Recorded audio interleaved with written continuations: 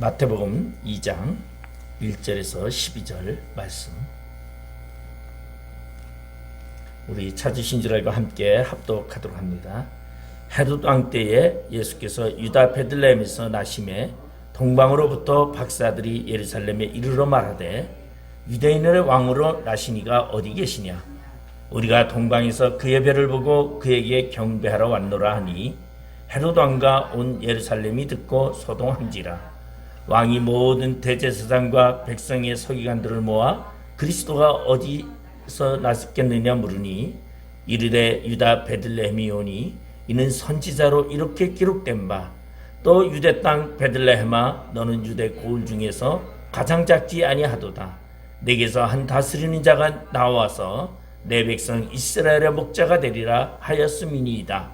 이에 헤롯이 가만히 박사들을 불러 별이 나타난 때를 자세히 묻고 베들레헴으로 보내며 이르되 가서 아기에 대하여 자세히 알아보고 찾거든 내게 구하여 나도 가서 그에게 경배하게 하라. 박사들이 왕의 말을 듣고 갈새 동방에서 보던 그 별이 문득 앞서 인도하여 가다가 아기 있는 곳 위에 머물러 서 있는지라. 그들이 별을 보고 매우 크게 기뻐하더라. 집에 들어가 아기와 그의 어머니 마리아가 함께 있는 것을 보고 엎드려 아기께 경배하고 보배함을 열어 황금과 유황과 몰약을 예물로 드리니라. 그들은 꿈에 헤롯에게로 돌아가지 말라 지시함을 받아 다른 길로 고국에 돌아가니라. 아멘. 오늘 마태복음 2장 1절에서 12절의 말씀을 가지고 예수께 경배한 사람에 대해서 우리가 함께 생각해 보려고 합니다. 미국에 남편을 암으로 잃고 첫 성탄절을 맞이하게 된 한 여인이 있었는데 스텔라 손호프라는 이 여인이었습니다. 이 여인은 성탄절 며칠 전에 외로움에 지쳐서 아무것도 할 수 없었고, 그리고 성탄 장식도 하지 아니하고, 그리고는 외로움에 빠져 있는 그 시간에 그날 한 청년이 물건 배달을 왔습니다. 그러면서 청년이 이렇게 말합니다. 소노프 여사인가요? 여기에 사인 좀 해주세요. 그리고는 그녀가 사인을 하고 나니까 커다란 상자 박스 하나를 주게 됩니다. 그리고 청년이 그 박스를 열자 그 안에는 작은 강아지가 한 마리 들어있었습니다. 청년이 강아지를 들어보이면서 이 강아지는 태어난 지 6주밖에 된 것이 되지 않았습니다. 귀엽게 꾸물거리는 그 강아지를 보자 그녀는 누가 이것을 보냈나요? 라고 묻습니다. 그때 청년은 이 강아지를 놓고 편지를 주면서 이렇게 말합니다. 이 편지 안에 모든 것이 다 설명되어 있습니다. 이 강아지는 그 어미개가 임신했을 때에 손님을 위하여 크리스마스 선물로 이미 예약되었던 것입니다. 그러자 이 소노프 여사는 다시 묻습니다. 누가 이 강아지를 보냈나요? 청년이 떠나면서 이렇게 말합니다. 손님의 남편입니다. 메리 크리스마스. 그녀가 그 편지를 뜯어보니까 그 편지는 남편이 죽기 3주 전에 마지막으로 성탄절 선물로 강아지와 함께 그리고 그녀에게 용기를 주는 글들로 가득 쌓여있고, 그리고 그 쓰여있고 그곳에는 사랑한다는 말이 있었습니다. 이 소노프 여사는 그 편지를 보면서 그리고 그 강아지를 보면서 자신의 남편이 비록 암으로 투병으로 죽었지만은 그래도 남편이 성탄 선물로 외롭지 않게 하기 위해서 강아지를 준 그것을 생각하면서 이 여인은 강아지를 들어보이면서 창밖을 바라보니까 창밖에는 다른 집들의 크리스마스 트리가 번쩍이고, 그리고 음악이 라디오에서는 들려옵니다. 그것을 본 이 소노프 여사는 그래, 우리도 지하에 가면 크리스마스 트리가 있어. 그리고 강아지와 함께 성탄 장식을 하면서 이렇게 말합니다. 너와 나만 남았다. 그러나 우리는 외롭지 않아. 왜? 남편의 편지에는 우리는 다시 만날 그날을 기약하고 있었어. 그렇지 우리는 하늘에서 우리는 더 행복한 그러한 영생을 누릴 수 있을 것이야 라고 하는 그러한 성탄의 짧은 글이 하나 있어서 제가 그 글을 가져다가 여러분에게 소개해 드렸습니다. 왜 이러한 소개를 하냐면 오늘 하나님은 우리에게 아주 특별한 선물을 주셨습니다. 그 선물이 무슨 선물이었냐면 바로 예수 그리스도라는 선물을 우리에게 보내주셨습니다.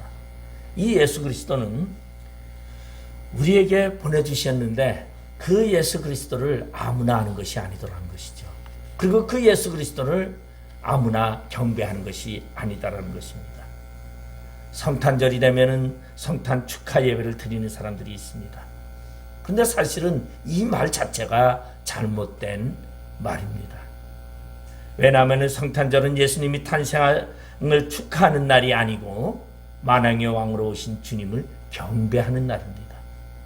그래서 저는 성탄 축하라는 말보다 예수께 경배하자 그러한 제목으로 오늘 말씀을 드리게 됐습니다. 왜냐하면 축하라는 말은 사전적 의미는 남의 좋은 일을 기뻐하고 즐거워한다는 것을 뜻하는 인사라는 말입니다. 이는 다시 말해서 사람들에게 해당되는 그러한 용어죠. 어떤 사람의 생일이나 결혼이나 임신이나 졸업이나 승진이나 그러한 개업을 했을 때에 우리는 기뻐하고 즐거워하면서 축하한다고 합니다. 그러나 성경적으로 주님의 탄생을 축하한다는 말은 틀리다라는 것입니다. 그러므로 교회에서 하는 성탄 축하 행사라는 말은 사실 잘못된 말이라는 것이죠. 우리는 주님의 성탄절을 우리는 경배하는 것입니다. 주님이 이 땅에 오신 것을 우리는 경배합니다. 왜? 주님은 엄청난 선물을 오늘 우리에게 가지고 오셨기 때문이다라는 것입니다. 그 선물은 무슨 선물입니까? 우리에게 영생을 준비하셨고 그리고 죄에서 구원하는 그런 구원의 선물을 준비하시고 예수님은 우리에게 찾아오셨습니다. 그렇기 때문에 우리는 그러한 예수님을 오늘도 경배한다는 것입니다. 경배라는 것은 어떤 대상에 대해서 경외한다는 말입니다. 그를 신처럼 존경한다는 말입니다. 인간의 모습이 아닌 바로 신이 육신을 입고 이 땅에 오셨기 때문에 우리는 주님을 경배할 수밖에 없습니다. 오늘 본문에 보니까 동방 박사들이 예수님을 찾아서 경배드렸는데 우리는 이 성경 구절을 통하여 우리는 교훈을 얻을 수 있습니다. 경배는 아무나 하는 것이 아니라 특별히 계시를 받은 자만이 경배할 수 있다는 것입니다. 오늘 본문 9절에 보면은 박사들이 왕의 말을 듣고 갈새 동방에서 보던 별들이 박사들이 왕의 말을 듣고 갈새 동방에서 보던 그 별이 문득 앞서 인도하여 가다가 악이 있는 곳 위에 머물러 서 있는지라. 오늘 본문을 보면은 대제사장과 서기관들이 예수님이 어디서 태어났는지 그리스도가 어디서 태어났는지 이미 다 알고 있었습니다. 그래서 5절에 보면 이르되 유대 베들레헴이니 이는 선지자로 이렇게 기록된 바 또 유다 땅 베들레헴아 너는 유다 고을 중에서 가장 작지 아니하도다 내게서 한 다스린 자가 나와서 내 백성 이스라엘의 목자가 되리라 하였음이니이다. 오늘 이 말은 바로 서기관들과 대제사장들이 바로 헤롯 왕에게 대답하는 말입니다. 그들은 예수가 어떻게 메시아가 올 것을 이미 알았습니다. 여인의 후손으로 오신다는 창세기 3장 15절의 말씀도 그들은 알고 있었습니다. 그런가 하면 천의 몸에서 탄생할 것도 그들은 알고 있었습니다. 그리고 그리스도는 이새의 줄기로 오실 것도 알고 있었습니다. 그리고 베들레헴에서 태어난다는 미가의 예언도 그들은 알고 있었습니다. 그러나 그들은 베들레헴에 탄생하신 예수 그리스도가 그리스도인 것을 알지 못했다는 것입니다. 다시 말해서 메시아 구세주임을 알지 못했습니다. 왜? 그들은 오랫동안 사모했던 구세주 메시아가 이 땅에 오셨는데 바로 베들레헴의 마구간에서 탄생했는데 그들은 알지 못했던 것입니까? 바로 계시를 받지 않았기 때문이다라는 것입니다. 계시받은 자만이 메시아의 비밀을 알 수 있다는 것을 이야기합니다. 그래서 오늘 우리 성탄절은, 오늘 보면은 이 성탄절은 하나님의 비밀한 날이라고 그렇게 말하고 있습니다. 아기 예수님이 육신을 입고 이 땅에 오신 구원자라는 메시아라는 것을 말하고 있습니다. 그 메시아가 이 땅에 오신 것은 하나님의 비밀한 계획 속에서 구원의 역사를 이루기 위해서 오신 계획이었던 것입니다. 성경을 많이 한다고 메시아를 경외하는 것이 아니더라는 것입니다. 성경을 알지만, 그래도 성경을 보았지만 메시아임을 발견하지 못하는 이유는 무엇입니까? 오늘날 보면 많은 사람들이 성경을 많이 합니다. 오늘 서기관과 대제사장만큼 성경하는 사람이 그 당시에 없었습니다. 그들은 그렇게 예언으로 성경에 예언된 그 얘기를 다 알았지만은 그들은 메시아를 경배하지 못했습니다. 왜? 그들에게는 계시가 없었기 때문이라는 것입니다. 오늘날 신앙생활을 아무리 많이 했다고 그가 메시아를 경배하는 것이 아니다라는 것입니다. 비록 얼마 되지 않았고 나이가 어리다 할지라도 계시 하나님을 경배할 수 있고 메시아를 경배할 수 있다는 것입니다. 바로 메시아를 경배할 수 있는 그런 자는 하나님의 비밀이 열려진 자라는 것입니다. 예수님께서 한 번은 가이사라 빌립보에서 제자들을 모아놓고 물으셨습니다. 사람들이 나를 누구라고 하더냐? 라고 묻습니다. 이때 제자들은 세례 요한이라고 합니다. 더러는 엘리야라고 합니다. 어떤 사람들은 에레미야라고 합니다라고, 그리고 또한 어떤 사람들은 선지자 중에 한 분이라고 이야기합니다라고 대답을 합니다. 이때 예수님께서 그러면 너희는 나를 누구라고 말하느냐? 이때 시몬 베드로는 이렇게 대답을 합니다. 주는 그리스도시요 살아계신 하나님의 아들입니다라고 고백합니다. 이때 예수님께서 그 말을 들으시고 바요나 시몬아 내가 복이 있도다. 이를 알게 하니는 혈육이 아니요 하늘에 계신 내 아버지라는 것을 말씀하고 있습니다. 예수가 메시아임을 아는 것은 하나님의 뜻에 합당한 사람, 하나님의 계시를 받은 자만이 알 수 있다는 것입니다. 오늘 우리 기독교는 계시의 종교입니다. 그렇기 때문에 우리는 하나님의 계시 속에서 우리는 메시아도 알고 하나님의 뜻을 알고 하나님의 섭리를 알게 된다는 것입니다. 여러분은 하나님의 계시 속에서 예수님이 메시아임을 분명히 알고 있으리라 믿습니다. 그것은 바로 하나님의 말씀을 계시로 받았기 때문이다라는 것입니다. 그러나 하나님의 말씀인 이 성경을 글로만 받았다면 절대 메시아를 발견할 수 없다는 것입니다. 예수님은 어떠한 분이십니까? 육신을 입고 이 세상에 오신 만왕의 왕 주라는 것입니다. 그렇기 때문에 우리는 그 예수를 만왕의 왕이라고 우리는 이야기하고 있습니다. 이것을 알게 하니는 바로 하나님이라는 것입니다. 오늘 우리는 하나님의 인재 속에서 하나님의 계시를 알고 하나님을 바로 그 아들을 보내신 그 하나님의 사랑을 알게 될 때에 우리는 진정으로 주님께 경배하는 자가 될 수 있다는 것입니다. 저는 성탄절만 되면, 매년 성탄절만 되면 저는 우리 보면 성탄 전야에 성탄 축하 예배를 많이 드립니다. 근데 언제부터인지 성탄 축하 예배가 말 그대로 세상적인 말 그대로 성탄 축하로 변질되었어요. 그리고 타락의 모습으로 변해가고 있다는 것입니다. 근데 제가 서두에 말씀드린 것 같이 사실은 성탄 축하 예배라는 자체가 잘못된 것이라고 제가 말씀드린 것 같이 우리는 예수님이 오신 그 예수를 경배한다라는 것이 맞습니다. 예수 성탄 경배 예배라고 하는 것이 사실은 맞지만은 그것이 그렇게 사용하지는 못하고 있죠. 왜? 축하라는 말은 제가 서두에 얘기한 것 같이 사람에게 통용되는 말이고 신에게 통용되는 말은 경배라는 것입니다. 그러나 우리 그러한 삶 속에서도 하나님의 계시를 받은 자는 축하 속에서도 경배를 알지만 하나님의 계시를 받지 못한 사람은 경배를 알지 못한다는 것입니다. 예수님의 12제자가 예수님을 3년 동안 쫓아다녔지만 그들은 예수님이 인간의 모습으로 봤습니다. 그들은 감난산에서 예수님이 하늘로 올라가실 때 그들은 예수가 신적인 존재임을 발견하게 되었다고 성경은 얘기하고, 누가복음 마지막에 그 감람산에 올라가시는 그 예수님을 보면서 12사도는 예루살렘으로 들어와 성전에 들어가 경배하였더라고 말하고 있습니다. 여러분, 우리는 예수를 경배합니다. 오늘도 하나님의 계시 속에서 예수님은 나의 구원자임을 오늘 경배하고 있다는 것을 생각하면서 우리는 계시받은 자에게 행복하다는 것입니다. 두 번째로는 오늘 본문 10절 11절에 보면 그들이 별을 보고 매우 크게 기뻐하더라. 집에 들어가 아기와 그의 어머니 마리아가 함께 있는 것을 보고 엎드려 아기께 경배하고 법의 합을 열어 황금과 유황과 몰약을 예물로 드리니라고 말하고 있습니다. 다시 말해서 계시를 받은 사람들은 목숨을 걸고 아기 예수께 경배한다는 것입니다.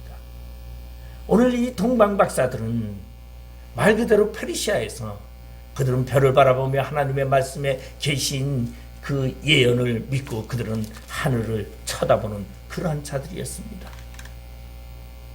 그래서 그들은 오늘 이 동방 박사들은 하늘을 쳐다보며 별을 보고 감측하고 있었습니다. 그리고 구원자 메시아가 유다 땅 베들레헴에 탄생한다는 그 계시를 받고 그들은 아기 예수를 경배하려고 가까운 곳도 아닌 페르시아라는 곳에서 예루살렘까지 베들레헴 동쪽으로 2300km나 되는 그러한 엄청난 거리를 그들은 달려왔다는 것입니다. 그들은 자신의 시간을 버리고 자신의 생업을 버리고 목숨을 걸고 물을 건너 산을 넘어 달려왔다는 것입니다. 오는 길은 결코 쉬운 길이 아니었습니다. 맹수가 있는 길이었고 험난한 길이었고 강도를 만날 수 있는 그러한 길이었지만 그들은 불편한 잠자리도 마다하고 그리고 자신들이 즐겨 먹던 식사도 마다하고 그들은 예수께 경배하기 위해서 수개월을 거쳐서 예루살렘으로 오게 된 사건을 우리는 볼 수 있습니다.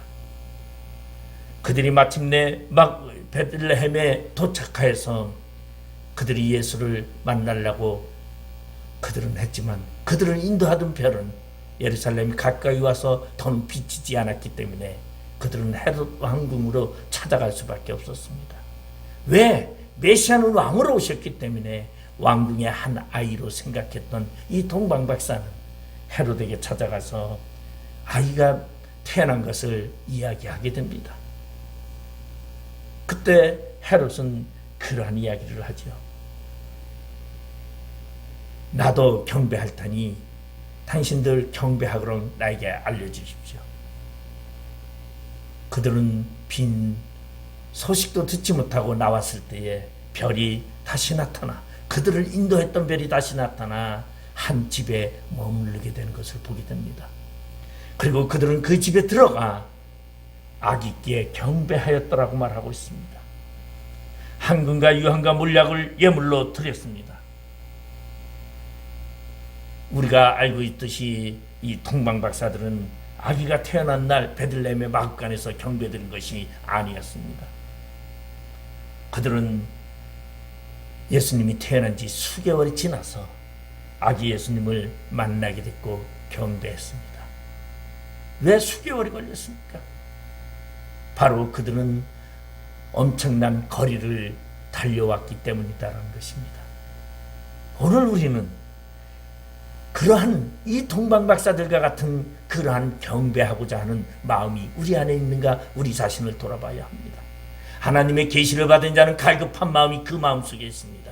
하나님이 사랑하는 자, 하나님 뜻대로 사는 자는 그 마음에 열정이 있고 그 마음에 갈급함이 있고 그 마음에 하나님을 경배하고자 하는 그것이 있다는 것입니다. 오늘 우리 자신을 돌아봅니다. 성경의 비밀을 통하여 계시를 받은 우리는 오늘 아기 예수께 경배하기 위해서 내 자신의 생명을 걸고 있는지 우리 자신을 돌아봐야 합니다. 마음과 정성을 다하여 예배하고 있습니까? 예배를 위하여 목숨을 걸고 있습니까?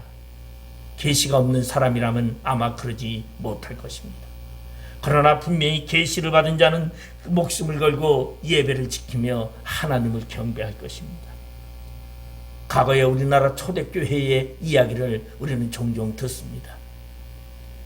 예수의 복음이 처음 전달됐던 그 시골 동네에는, 산동네에는 주의를 지키기 위해서 토요일 날 밤에, 그들은 토요일 날 저녁에 수십 리길을 걸어서 교회를 옵니다. 그리고 주일날 예배를 드리고, 그래서 그들은 월요일날 집으로 돌아가게 됩니다. 이것이 우리 초대교회의 신앙인들의 모습이었습니다. 저도 강원도 산골 인제에서 태어나서 그곳에 자랐기 때문에 그곳에서 예배하는 그런 모습들을 많이 봤습니다. 그리고 강원도 인제군에 가면 저기 기둥이라고 있는데, 길명 기둥이라고 있는데, 그것은 아주 산골짜기예요. 저희 아버지가 그곳에 들어가서, 이제 그곳에는 교회도 없었습니다. 그리고 그 산골짜기에서 교회를 저희 아버지가 모여서 사람들을 많고 교실에서 예배드리고, 그리고는 마을 회관을 빌려서 예배드리고, 지금은 이제 그 교회가 버젓이 섰습니다. 그런데 그때에 예수를 믿던 사람들을 보면요, 얼마나 열성인지 몰랐습니다. 갈급함이 얼마나 저거 했는지. 그때에 한 방앗간을 하는, 춘천에서 망해가지고 그 산골짜기로 와서 방앗간을 운영하는 한 분이 있었어요.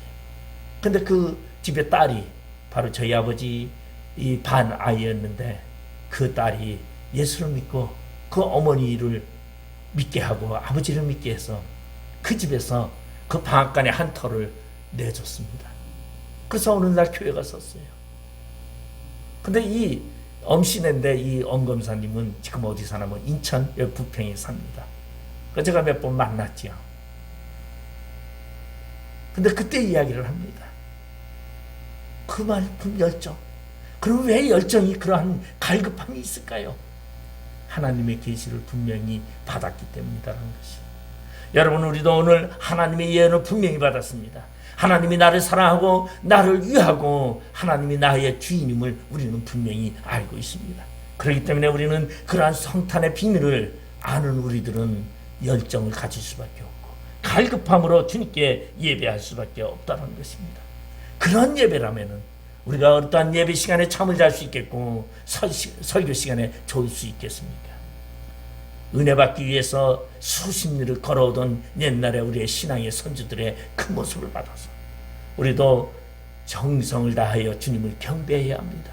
오늘 동방박사들처럼 마음과 정성을 다하여 예배드리고 사모하는 그러한 것이 믿음의 기본이라는 것입니다. 여러분, 영적인 것에 무관하고 그리고 육적인 것에 치우친다면 우리는 진정으로 경배할 수 없습니다.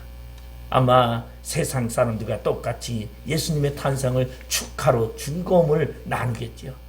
그러나 영적인 사람은 그 예수를 경배할 수밖에 없습니다. 오늘 오신 예수님, 우리는 그분을 경배해야 합니다. 그리고 세 번째로는 오늘 본문 12절에 보니까 그들은 꿈에 헤로데게로 돌아가지 말라 지시함을 받아 다른 길로 고국에 돌아가니라. 하나님의 계시에 순종한다라는 것입니다. 계시를 받고 그것을 그치는 것이 아니라 그 계시의 말씀에 따른다라는 것입니다. 그들은 목숨을 걸고 베들레헴까지 와서 주님을 경배하고 황금과 유황과 몰약을 드렸습니다.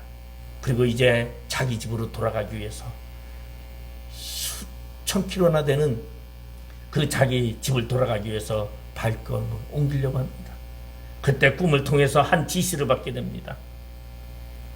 그들이 예루살렘에서 헤롯 왕을 만났을 때 헤롯 왕은 이렇게 말합니다. 너희들이 베들레헴에 가서 자세한 사항을 알아보고 메시아를 찾거든 돌아올 때에 나에게 보고해달라고 이야기를 합니다. 그러나 그들은 꿈에 헤롯에게로 돌아가지 말라 지시함을 받아 다른 길로 고국으로 갔더라고 말하고 있습니다. 동방박사 세 사람은 그 말씀대로 다른 길로 고국에 돌아갔다고 합니다. 이것이 참된 경배와 참된 예배의 모습이라는 것입니다. 만약에 이 동방박사들이 헤롯에게 가서 메시아가 어디에 있다는 것을 알렸더라면 동방박사들의 경배는 아마 헛된 경배가 됐을 것입니다. 참된 경배가 아니라 헛된 경배가 됐을 것입니다. 우리가 주님께 경배하는 것이 참된 경배가 되고자 한다면 그 계시에 따라야 하고 그 계시에 순종해야 한다는 것입니다. 하나님의 말씀에 순종하는 것, 하나님의 말씀에 따르는 것, 그리고 하나님의 말씀을 이루는 것이 바로 예배의 경배의 결론이라는 것입니다. 만약에 물론 동방박사들이 헤로데에게 갔다 할지라도 하나님의 계획됨 속에서 하나님은 아마 급히 예수님과 요셉과 마리아를 피신시켰을 것입니다. 우리 에스더서에 보면 그런 말이 있습니다. 모르드게가 에스겔에게 이런 말을 합니다. 너가 만일 너의 신분이 안정하다고 너가 잠잠히 있다면 하나님은 다른 데를 통하여 구원을 이룰 것이다 라고 이야기합니다. 그러면 두고두고 이 동방박사들은 자신들이 수천 킬로를 걸어와서 예물을 드렸지만 그들은 지금 아마 헤로데에게 얘기했다면 그들은 원수가 되었을 것입니다. 신앙의 결론이 중요하다는 것입니다. 여러분, 신앙의 결론이 매우 우리 인생에 중요한 것을 차지한다는 것입니다. 여러분, 우리가 하나님께 경배했다 할지라도 여러분 하나님의 계시에 따르는 자가 되어야 된다는 것입니다. 오늘 성경은 그런 말을 합니다. 순종이 제사보다 낫다. 근데 이 순종이라는 말은 하나님의 계시를 말하는 것입니다. 만약에 그들이 그 하나님의 말씀에 불순종한 동방박사라고 했더라면 아마 그 꼬리표는 남았을 것입니다. 이러한 꼬리표를 다른 사람이 누굽니까? 예수님이 십자가에 달리실 때에 그 재판을 맡았던 빌라도라는 사람입니다. 빌라도는 이미 계시를 받았습니다. 그의 부인을 통해서 재판하기 전에 이미 연락을 받았습니다. 절대 그분을 제하지 마시고 그분을 풀어주라는 부인의 간곡함도 들었습니다. 그런데 빌라도는 상황의 환경의 어려움 때문에 예수를 넘겨줄 수밖에 없었고, 빌라도는 지금까지 오늘날까지 온 기독교인들이 사도신경을 할 때마다 빌라도에게 고난을 받다라고 이야기를 고백하고 있는 것을 볼 수 있습니다.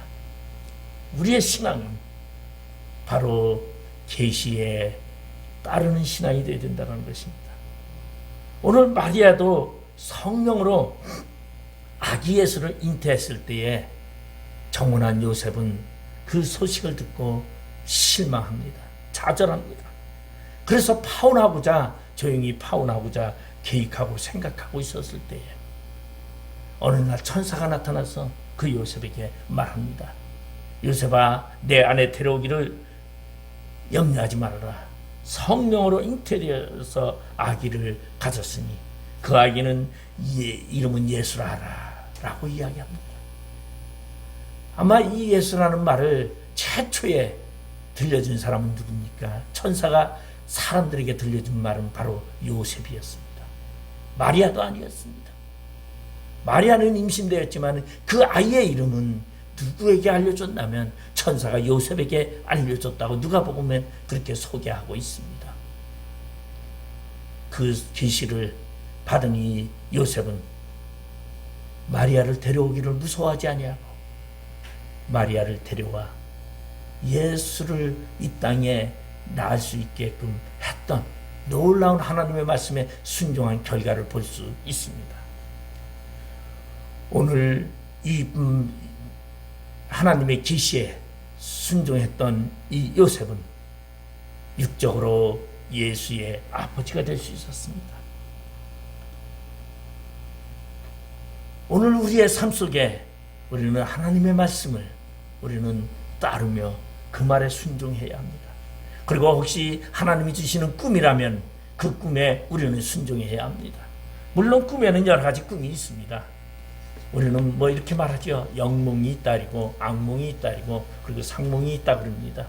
여기는 뭐라 합니까? 영몽은 영적으로 지시하는 계시의 꿈이라고 얘기하죠. 악몽은 악한 사탄이 주는 그러한 꿈을 악몽이라 그럽니다. 그리고 보편적으로 우리 일상 속에서 꾸는 꿈을 상몽이라고 하는데, 만약에 여러분에게 하나님의 꿈으로 지시한다면 여러분 그 꿈을 무시하지 말고 그 꿈에 순종해야 한다는 것입니다. 이것이 계시에 순종하는 자의 모습이라는 것입니다. 오늘 우리는 하나님의 계시를 받은 사람입니다. 오늘 하나님의 계시 속에서 우리는 오늘 예수를 메시아로 알고 예수를 주라 고백하는 그러한 사람입니다. 우리는 그 예수를 경배해야 합니다. 남들처럼 축하하는 것이 아니라 경배하는데, 그 경배는 생명을 걸고 목숨을 걸고 나의 모든 시간을 바쳐 경배해야 합니다. 오늘 페르시아에서 왔던 이 동방 박사들은 수천 킬로를 경배하러 왔습니다.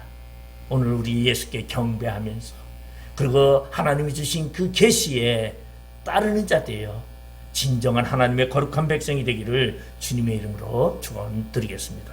기도하시겠습니다. 아버지 하나님, 은혜를 감사드립니다. 주님은 우리를 사랑하셔서 이 땅에 육신의 몸을 입고 우리의 죄를 사하기 위해서 오시고 우리에게 영생의 선물을 주셨습니다. 우리는 그러한 주님을 찬양하게 하시고, 그러한 주님을 경배하게 하시고, 그러한 주님을 언제나 내 생명을 다하여 섬기게 하여 주시옵소서.